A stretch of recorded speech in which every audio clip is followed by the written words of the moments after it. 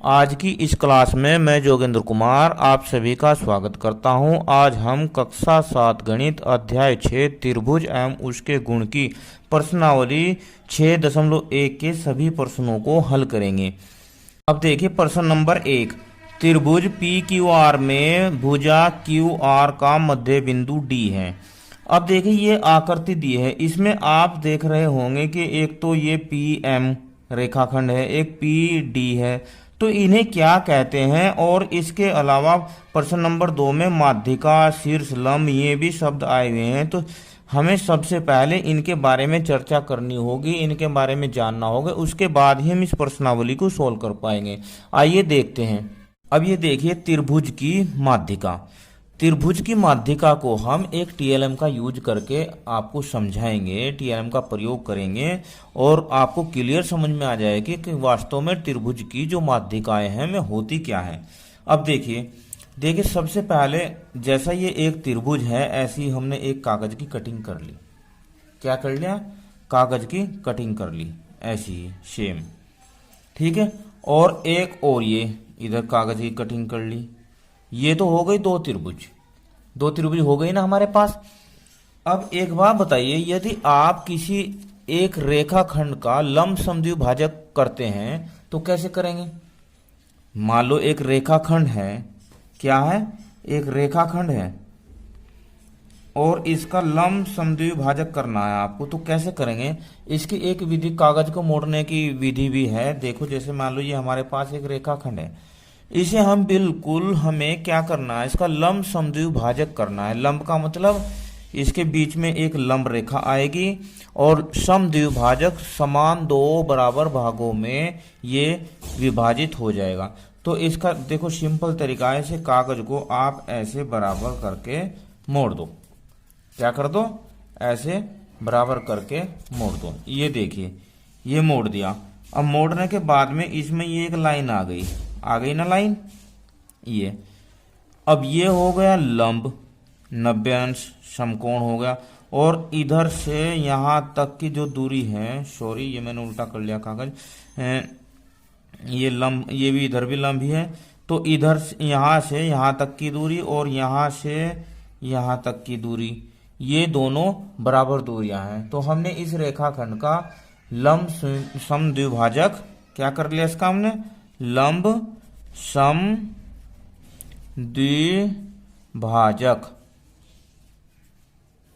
कर दिया है हमने इसका, ठीक है। अब इसके बाद ये तो रेखाखंड का किया है। अब आप ये बताइए कि जैसे मान लो ये त्रिभुज है, तो देखिए जब हमने इसे ऐसे मोड़ दिया, इसकी बीसी रेखा को, नीचे वाली जो बीसी भुजा है, हमने इसे ऐसे मोड़ दिया, बिल्कुल लंब समद्विभाजक कर दिया इसका। तब आप देख रहे होंगे कि इसके बीच में ऐसे ये एक रेखा आ गई। इस लाइन के बीचम बीच क्या आ गई? बीसी भुजा पर बिल्कुल बीच में एक रेखा आ गई और ये इस रेखा का क्या होगा? लंब समद्विभाजक हो गया। तो अगर हम इसमें भी देखेंगे तो बीसी का क्या हो जाएगा? ये यहां से ऐसे ऐसे हो जाएगा ना ऐसे। ये इसका लंब समद्विभाजक हो जाएगा, यानी कि ये रेखा आधी इधर हो जाएगी, आधी इधर हो जाएगी, ये बराबर हो जाएगी, ठीक है। अब इसके बाद ये तो इसका बिल्कुल बराबर कर दिया, कोई बात नहीं। इस रेखा, इस दूसरी त्रिभुज में भी सेम त्रिभुज है, इसमें भी हमने ये आधा ही कर दिया। क्या कर दिया? आधा। आधा कहां पर आया? यहां पर हमने एक बिंदु ले लिया डी। क्या लिया? डी। अब आपको क्या करना है कि ये जो शीर्ष है बिंदु ए, इससे इसको मिलाना है। क्या करना है? इस ए से डी को मिलाना है। आइए चलो मिलाते हैं। अब ये लीजिए, हमने इसे मिला दिया। तो अब हमने क्या किया है? हमने किया है कि एक शीर्ष से उसके सामने वाली भुजा के बिल्कुल मध्य बिंदु से इसे मिला दिया है। तो जो ये इसे मध्य बिंदु से मिलाया है, इसे ही कहते हैं त्रिभुज की माध्यिका। क्या कहते हैं? त्रिभुज की माध्यिका इसे ही कहते हैं। जैसे यहाँ पर डी पॉइंट आया है, आधा इधर होगी लाइन, आधी इधर होगी ये BC रेखा, और यहाँ से सीधा यहाँ पर जो पॉइंट आया है या रेखा आई है, ये हो गई त्रिभुज की माध्यिका। क्या कहलाती है यह? त्रिभुज की माध्यिका। अब आप एक बात बताइए कि एक त्रिभुज में कितनी माध्यिका खींची जा सकती है? कितनी माध्यिका खींची जा सकती है? देखो, अब तो एक तो ये हो गई AD। अब इस AB रेखा को बीच से बिल्कुल आधा आधा मोड़ दीजिए। ये हो गया। कहाँ आया इसका आधा? इसका आधा आया है यहाँ पर। यहाँ पर भी एक आप पॉइंट ले लीजिए E। क्या ले लीजिए? E। अब E को इसके सामने वाले शीर्ष से मिला दीजिए। ये लीजिए, C से मिला दिया तो एक माध्यिका हो गई इसकी या CE। अब हम AC को आधा आधा बिल्कुल कर देते हैं, इसका लंब समद्विभाजक कर देते हैं इस भुजा का। तो ये सामने क्या आ गई? यहाँ पर एक पॉइंट दे देते हैं DEF। यहाँ पर क्या लिख देते हैं? F। अब इस F को भी हम किससे मिलाएंगे? इसके सामने वाले शीर्ष से मिला देंगे। ये लीजिए, हमने इसे भी मिला दिया। अब आप देख रहे होंगे कि इसमें कितनी माध्यिका हो गई? 3। एक तो पहली तो AD, दूसरी हमने खींची CE, तीसरी BF। 3 माध्यिकाएं हो गई। कितनी माध्यिकाएं? 3 माध्यिकाएं। अब माध्यिका की परिभाषा चलो यहां लिख देते हैं। माध्यिका किसी त्रिभुज के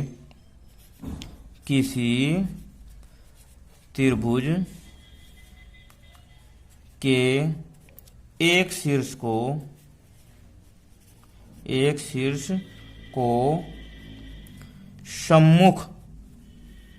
सम्मुख भुजा के मध्य बिंदु से मिलाने वाली रेखा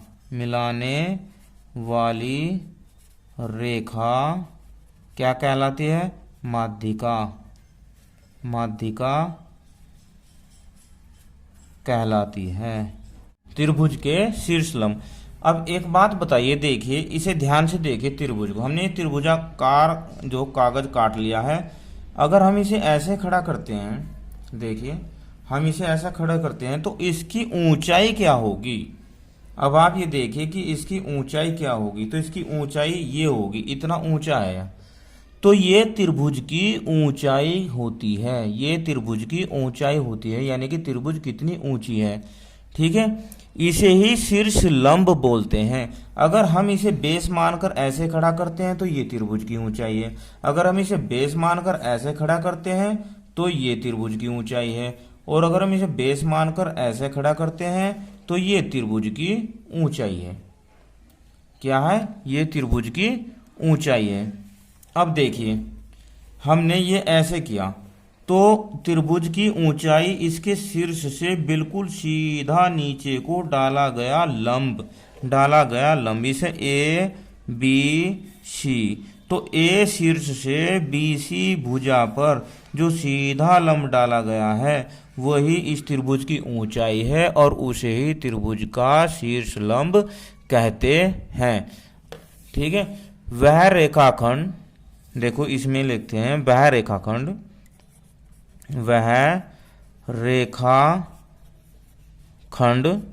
जो शीर्ष ABC से सीधा बिल्कुल सीधा ऊर्ध्वाधर नीचे BC तक और उस पर लंबवत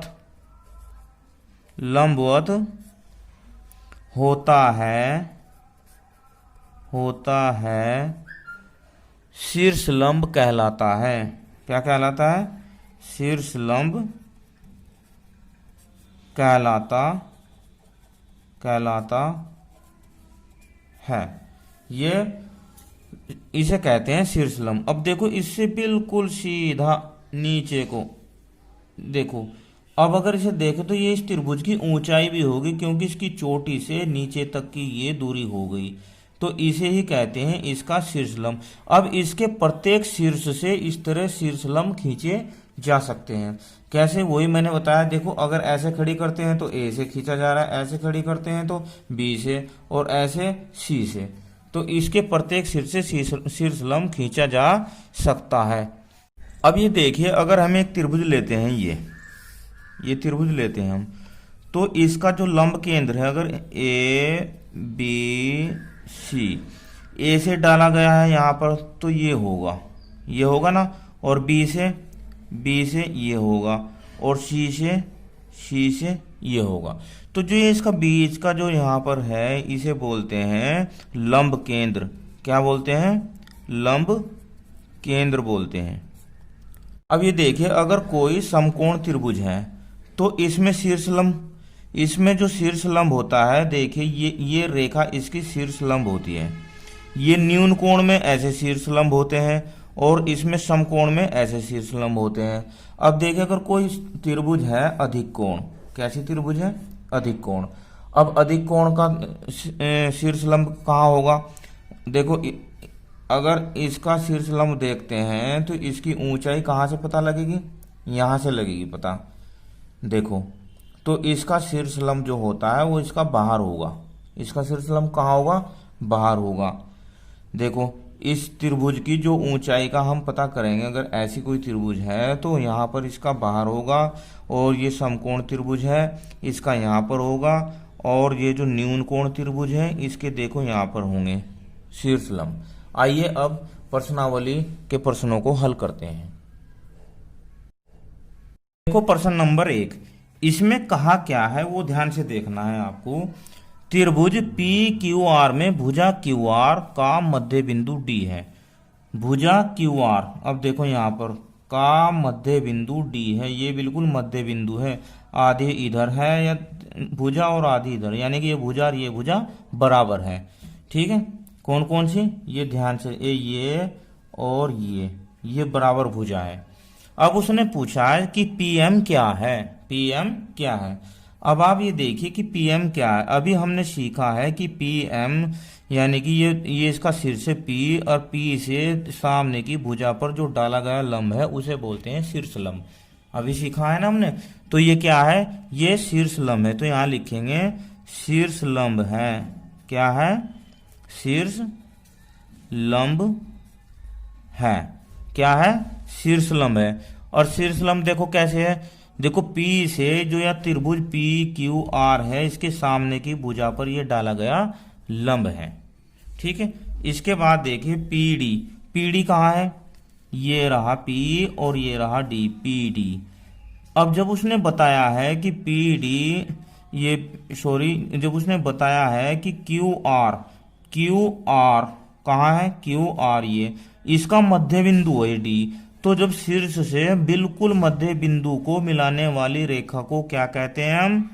माध्यिका। ये भी हम सीख चुके हैं, इसे बोलते हैं माध्यिका।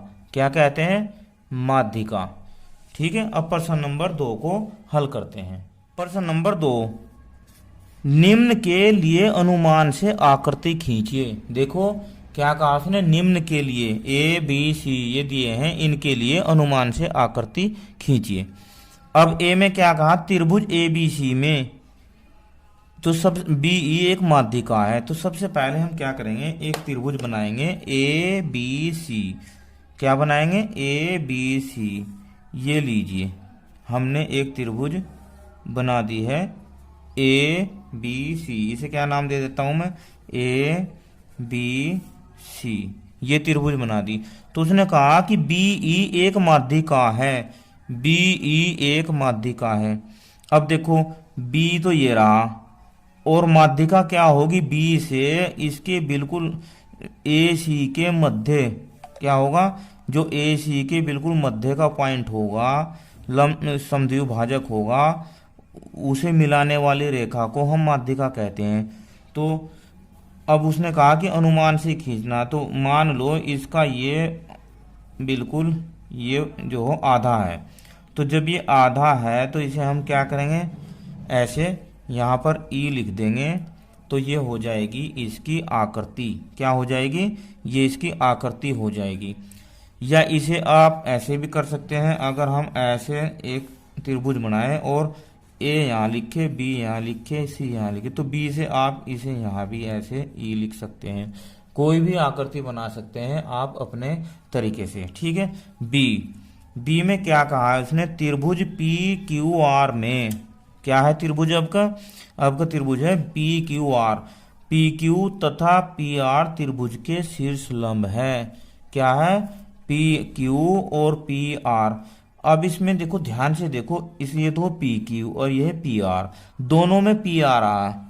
क्या आ रहा है, यहाँ पर भी पी आ रहा है, यहाँ भी पी आ रहा है। इसका मतलब जो शीर्ष लंब है पी से ही खींचे गए हैं। तो इसमें जो त्रिभुज बनेगी वो बच्चों ऐसे बनेगी, समकोण त्रिभुज। क्यों बनेगी, देखो हम यहाँ लिखते हैं पी, यहाँ लिखते हैं क्यू और यहाँ लिखते हैं आर। अब आप देखो यहाँ से यहाँ तक ये एक हो जाएगा पी क्यू, शीर्ष लंब हो गया ना बिल्कुल सीधी रेखा, और पी आर एक ये हो जाएगा, ये भी हो जाएगा शीर्ष लंब, ठीक है। तो इस तरह ये त्रिभुज हो जाएगी बी वाले प्रश्न की। अब सी देखो, सी में कहा है कि त्रिभुज एक्स वाई जेड में एक्स एल एक शीर्ष लंब है, उसके बहिर्भाग में है। ये देखो, ये अलग टाइप का प्रश्न है। उसने कहा कि जो शीर्ष लंब है उसके बहिर्भाग में है। अब बहिर्भाग में है, देखो ये इस तरह की त्रिभुज थी, इनके जो शीर्ष लंब थे वे अंदर ही थे। इसका भी, इसके भी शीर्ष लंब अंदर है या इसके सीमा पर है, पर बाहर कैसे होगा। अब बाहर ऐसे होगा, अगर हम एक त्रिभुज बनाते हैं अधिक कोण, कौन सी त्रिभुज बनाते हैं, अधिक कोण त्रिभुज बनाते हैं, ठीक है। इसका क्या नाम देंगे हम, इसका नाम देंगे हम, देखो एक्स वाई जेड। क्या नाम दिया हमने, एक्स वाई जेड। अब अगर हम यहां से शीर्ष लंब खींचते हैं तो ये देखो ये बाहर आएगा। कहाँ आएगा, बाहर आएगा, और इसे नाम देते हैं हम एल का। देखो आप ही, अगर यहां से शीर्ष लंब खींचते हैं वाई से, इसकी ऊंचाई त्रिभुज की ऊंचाई तो होती है शीर्ष लंब। अब देखो त्रिभुज की ऊंचाई कहाँ से लगाएंगे, यहीं से लगाएंगे ना आइडिया। अगर ऐसी त्रिभुज होगी और उसे खड़ी करेंगे तो उसकी ऊंचाई यहीं से दिखेगी, यहाँ से, ठीक है। तो ये इस तरह की त्रिभुज खींची जा सकती है। आइए इसके बाद प्रश्न नंबर 3 को हल करते हैं। देखिए प्रश्न नंबर 3, आकृति खींचकर पुष्टि कीजिए कि एक समद्विबाहु त्रिभुज में शीर्ष लंब व माध्यिका एक ही रेखाखंड होते हैं। आकृति खींचकर जो हो पुष्टि कीजिए। अब देखिए इसकी आकृति कैसे खींचते हैं हम, एक टीएलएम के द्वारा खींचते हैं। हमने एक रेखाखंड खींच लिया, क्या किया, एक रेखाखंड खींचते हैं हम। ये लीजिए एक रेखाखंड खींचते हैं हम। ये कितना है, ये इसे ले लेते हैं हम बी सी। क्या लेते हैं, बी और सी। अब देखो ये रेखाखंड है 9 सेंटीमीटर, कितना है, 9 सेंटीमीटर। तो इसके बिल्कुल इसका लंब समद्विभाजक होगा 4.5 सेंटीमीटर पे। कितना होगा, 4.5 पे। तो इसे हम ऐसे कागज मोड़ने की प्रक्रिया द्वारा इसका लंब समद्विभाजक कर लेते हैं। कर लिया हमने। देखो अब ये इसकी लाइन है, इस पे हमने यहाँ लिख दिया डी। क्या लिख दिया, डी। और इसे हम क्या करते हैं, मिला देते हैं। यहाँ पर कोई एक इसकी जो तय है, यहाँ पर कोई एक बिंदु ए ले लेते हैं। क्या लेते हैं, एक बिंदु ए। अब इसे ए और सी को मिला लेते हैं, ये मिला दिया। और इधर भी ए और बी को भी मिला देते हैं, ये मिला दिया। अब आप देख रहे होंगे कि ए बी बराबर ए सी होगा। यह भुजा और यह भुजा बराबर है। और ये जो डी है, ये बी डी और डी सी ये भी बराबर है ना, बराबर। तो जब ये डी बिंदु है, अगर इसे हम ए से मिलाते हैं तो ये क्या होगा भाई, बताओ। ए डी क्या हो जाएगी इसकी, माध्यिका हो जाएगी ना, क्या हो जाएगी, माध्यिका। ये हो जाएगी इसकी एडी माध्यिका। अब अगर हम इसे त्रिभुज को ऐसे खड़ा कर देते हैं तो इसकी ऊंचाई भी तो यही होगी, ए से इस पर डाला गया शीर्ष लंब, तो एडी इसकी क्या होगी, शीर्ष लंब भी होगा। क्या होगा, शीर्ष लंब भी हो जाएगा, यही शीर्ष लंब भी यही हो जाएगा। तो यही तो उसने पूछा है कि क्या एक समद्विबाहु त्रिभुज में शीर्षलंब माध्यिका एक ही रेखाखंड होते हैं। देखो एक ही रेखाखंड होते हैं, यही तो शीर्षलंब है और यही माध्यिका है। ऐसे ही हमने फिगर बना दी, तो यहाँ पर बीचम बीच यहाँ पर डी पॉइंट, यही इसका शीर्षलंब है, ए डी शीर्षलंब है और ये ए डी ही माध्यिका है। क्या है, माध्यिका है। और इन्हें ऐसे दिखाएंगे हम क्योंकि एक रेखाखंड हो जाएंगे। तो इस प्रकार इस वीडियो में हमने प्रश्नावली 6.1 की प्रश्न संख्या 1, 2 व 3 को हल कर लिया है। वीडियो कैसी लगी मुझे कमेंट में जरूर बताना। धन्यवाद, आपका दिन शुभ हो।